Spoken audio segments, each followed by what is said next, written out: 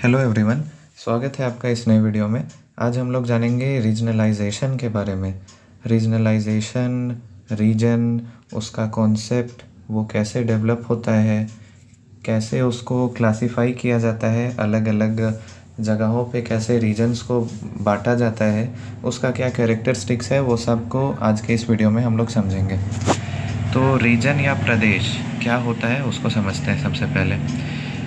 जैसे कि नाम से पता चल रहा है क्षेत्रीकरण या क्षेत्र, तो एक ऐसे भौगोलिक क्षेत्र की बात हो रही है जो अपने आप में समानता रखता हो और दूसरे क्षेत्र से भिन्न हो।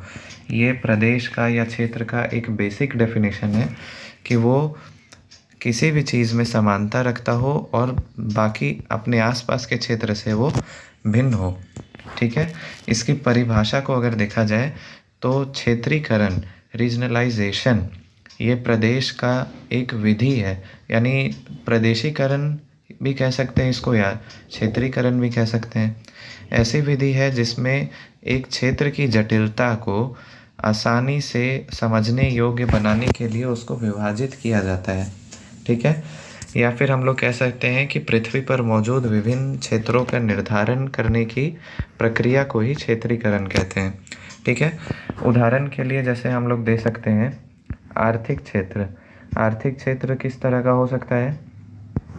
या हो सकता है वो विकासशील देश का हो, विकसित राष्ट्र हो, या विकासशील हो रहा हो। यानी या तो हो सकता है वो डेवलप कर चुका हो या तो डेवलपिंग कर रहा हो। उस रीजन में हम लोग बांट सकते हैं। रीजन का मतलब सिंपल हो गया कि एक वैसा एरिया जहाँ पे किसी भी चीज़ में सिमिलैरिटी हो और वो बाकी क्षेत्रों से अलग हो, बस। ठीक है, दूसरा हो सकता है फिज़िकल एरिया, फिज़िकल रीजन। वहाँ पे भौगोलिक चीज़ों में हम लोग बांट सकते हैं। जैसे वहाँ पे पहाड़ है तो पहाड़ी क्षेत्र है, या मैदानी क्षेत्र है, भौगोलिक क्षेत्र में बांट सकते हैं। जलवायु कैसा है उसके हिसाब से बांट सकते हैं।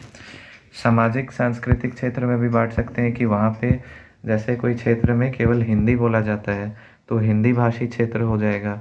संस्कृति यानी कि वहाँ पे कौन सा बोल सकते हैं धर्म फॉलो किया जाता है, वहाँ के लोगों का क्या संस्कृति है, वो सारी चीज़ें। ठीक है, ये प्रदेश या फिर जो क्षेत्र है इसका केंद्रीय विचार होता है समग्रता युक्त भूतल का खंड, यानी होमोजीनियस लैंड एरिया। ये इसका बेसिक थीम होता है। ठीक है, और जो हमारा मानव पर्यावरण का संबंध है इसको अच्छे से समझने के लिए ही हम लोग छोटे छोटे समग्रता युक्त यानी होमोजीनियस एरिया में अलग अलग बड़े बड़े एरिया को डिवाइड कर देते हैं ताकि उसका और अच्छे से अध्ययन किया जा सके। कार्ल रेटर जो थे जर्मनी के, उन्होंने रीजनलाइजेशन को यानी क्षेत्रीकरण पे ज़्यादा काम किया था। ठीक है, अब अगर इसकी विशेषता की बात किया जाए कि क्षेत्रीकरण का क्या विशेषता होता है, तो प्रदेश या क्षेत्र, प्रदेश जो होता है वो एक सुनिश्चित क्षेत्र होता है जिसका सीमांकन भूगोल व्यता करता है। इसमें आंतरिक समांगता होती है, यानी अंदर अंदर सब होमोजीनस होता है, एक जैसा कैरेक्टरिस्टिक्स मिलेगा। उसके बाद चारों ओर से ये भिन्न होता है। एक फिक्स्ड उसका एरिया होता है, सुनिश्चित अवस्थिति होता है। इसके बाद जो प्रदेश होता है उसको हम लोग भले ही रेखा से बांट देते हैं, यानी कि उसका बाउंड्री बना देते हैं, लेकिन प्रदेश का जो सीमा होता है वो एक संक्रमण पेटी होता है। यानी कि एक फिक्स लाइन में वो ख़त्म नहीं होता है, वो कुछ दूर तक फैला रहता है, ट्रांजिशनल जोन रहता है वो। ठीक है, लेकिन अशुद्धता के साथ हम लोग उसको रेखा में दिखाते हैं। तो ये उसका कुछ विशेषता हो गया। अब अगर इसका विकास के बारे में बात करें, इसका विकास कैसे हुआ, तो इसके विकास के लिए बहुत सारे जोग्राफर थे जैसे कि कार्ल रेटर। इनका जो बुक था अर्धकुंडे, इसमें इन्होंने प्राकृतिक प्रदेशों के बारे में बताया था कि प्राकृतिक प्रदेश जो हैं वो किस तरह से एक अलग प्रदेश होते हैं, उसकी अलग विशेषता होती है और वो बाकी प्रदेशों से अलग होते हैं। इस तरह का बात अर्धकुंडे में रिटर ने कहा था। फिर श्लूटर ने लैंडशाफ्ट का कॉन्सेप्ट दिया था। लैंडशाफ्ट जो होता है वो फ्रांस का वर्ड है और ये जर्मनी क्या बोलते हैं, और ये रीजन के जैसा ही सेम वर्ड है, ठीक है। इसके बाद कार्ल सावर ने भी मॉर्फोलॉजी ऑफ लैंडस्केप नाम का बुक पब्लिश किया था, जिसमें इन्होंने बताया था कि प्रदेश जो है उसका अध्ययन करना चाहिए ताकि हम लोग और अच्छे से उस रीजन को, उस क्षेत्र के बारे में समझ सकें, ठीक है। अब हम लोग समझते हैं कि कौन कौन से स्टेप्स हैं रीजन को डिफाइन करने के लिए या फिर प्रदेश को बांटने के लिए, ठीक है। तो सबसे पहले तो हम लोग को वेरिएबल्स का खोज करना होगा जिस पर प्रदेश दूसरे प्रदेशों से भिन्न है, ठीक है।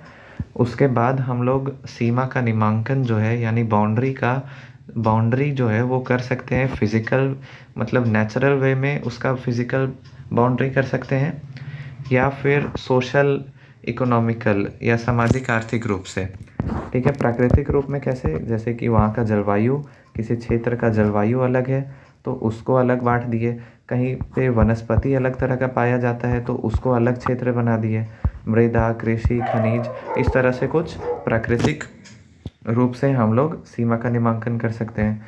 सोशल इकोनॉमिकल की बात करें तो जैसे human development index, per capita income, GDP, literacy, ये सब के आधार पे भी हम लोग सीमा का नामांकन कर सकते हैं और उसको प्रदेश बना सकते हैं, ठीक है। अब अगर देखा जाए वेरिएबल्स के हिसाब से, तो अगर एक वेरिएबल यूज़ होगा, जैसे कि कहीं का केवल अगर मिट्टी के बारे में मिट्टी को वेरिएबल मान के हम लोग उसको रीजन बनाए हैं तो वो सिंगल वेरिएबल मेथड कहलाएगा। अगर फिक्स्ड इंडेक्स मतलब बहुत सारे वेरिएबल हैं लेकिन वो फिक्स्ड हैं, जैसे कि जीडीपी का कैलकुलेशन के लिए हम लोग per capita income, total population, ठीक है, उसके बाद कितना टैक्स कट रहा है, ये सारी चीज़ों को कैलकुलेट करते हैं तो उसमें वेरिएबल फिक्स है कि कितनी चीज़ों को हम लोग लेंगे और तब जाके एक जीडीपी वाला रीजन हम लोग डिसाइड करेंगे, ठीक है। इसके बाद होता है क्लस्टर मेथड। क्लस्टर मेथड में मतलब इतने सारे वेरिएबल्स आ जाएंगे कि उसको हम लोग अलग अलग नहीं कर सकते। जैसे प्राइमरी एक्टिविटी में हो गया, मान लीजिए जैसे एग्रीकल्चर हो रहा है तो वहाँ पे एग्रीकल्चरल एरिया है तो वहाँ पे बहुत सारे हम लोग को प्लांट्स भी मिल जाएंगे, एनिमल्स में भी मिल जाएंगे। उसके बाद हो सकता है वहाँ पे फार्मिंग, ये फिशिकल्चर हो रहा हो, मछली पालन हो रहा हो, तो मतलब बहुत सारे वेरिएबल्स के हिसाब से उसको हम लोग डिवाइड कर सकते हैं, तो इसलिए इसको कहा जाता है क्लस्टर मेथड, ठीक है। उसके हिसाब से रीजन को बांटा जा सकता है। फिर रीजन को हम लोग क्षैतिज रूप से भी बांट सकते हैं, मतलब हॉरिजेंटली डिवाइड कर सकते हैं रीजन को। तो एक हो सकता है ऐतिहासिक प्रदेश, यानी कि पुराने टाइम के लिए जो हम लोग वर्ड यूज़ करते हैं कि एक काफ़ी ऐतिहासिक प्रदेश है, या फिर ऐतिहासिक धरोहर है। आकारीय प्रदेश यानी कि फॉर्मल रीजन है, ठीक है, यानी कि गवर्नमेंट का वहाँ पे मेन ऑफिस है या फिर वो मेन टाउन जैसा एरिया है। कार्यात्मक प्रदेश में हम लोग बांट सकते हैं कि वहाँ पे किस तरह का काम हो रहा है। फिर प्लानिंग रीजन में उसको डिवाइड कर सकते हैं कि वो प्लान्ड रीजन है या फिर अनप्लान्ड है, ठीक है। और अगर लंबवत प्रदेश में इसका डिवीज़न किया जाए यानी कि वर्टिकली, तब इसको हम लोग डिवाइड कर सकते हैं मैक्रो रीजन में, मीसो रीजन में और माइक्रो रीजन में। मैक्रो रीजन हो जाएगा काफ़ी बड़े एरिया में, बड़े एरिया को हम लोग एक रीजन मान लिए, मीसो उससे छोटा एरिया, और माइक्रो यानी बहुत छोटा सा एरिया को हम लोग एक रीजन बना लिए, ठीक है। तो इस तरह से काफ़ी शॉर्ट में हम बता दिए आपको कि रीजन का क्लासिफिकेशन कैसे किया जाता है, उसका डेफिनेशन क्या है, क्या एग्जाम्पल हो सकता है, ठीक है, कौन कौन से जोग्राफर आए उसको और डेवलप करने में योगदान दिए, इसका क्या विशेषता है। और इसके बाद हम लोग समझे कि इस प्रदेश को बांटने के लिए हम लोग हॉरिजेंटली भी बांट सकते हैं, वर्टिकली भी बांट सकते हैं, वेरिएबल्स के आधार पे भी बांट सकते हैं, ठीक है। तो ये था आज का वीडियो जिसमें हम लोगों ने रीजन के कॉन्सेप्ट को, रीजनलाइजेशन के कॉन्सेप्ट को अच्छे से समझा। तो आई होप आपको समझ में आया होगा। Thank you.